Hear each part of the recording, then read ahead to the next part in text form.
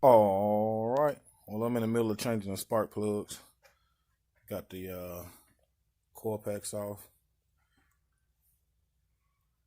Changing all the spark plugs. I'm gonna do this side next. Yep. Next. All right. I almost got all the spark plugs in on side one.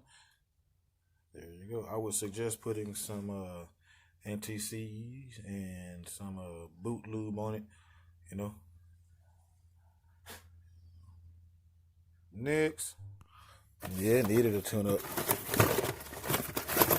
Look at these spark plugs. Look at that. Ew, that is nasty. That's what all of them look like.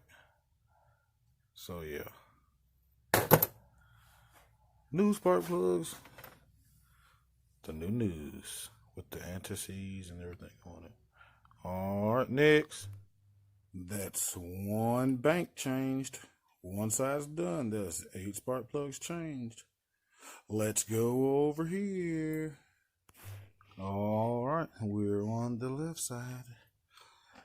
And it's a little trick here. If you get some needle nose pliers, you can get the boots out slightly easier because sometimes they don't want to pull out as easy. And if you take them and open them up a little bit and then just put them right on the side, you can just kind of wiggle them a little bit. Just wiggle it a little bit and pull it back at the same time. And there you go. It'll come right out. As you can see, it'll come right out.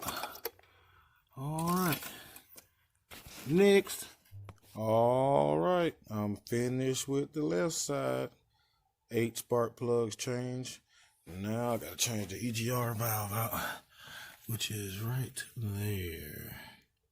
Have to change him out. Oh, yes. Next. All right, I got that EGR valve changed. It was a pain in the you-know-what. Jesus. But it's on there. There's a new EGR valve.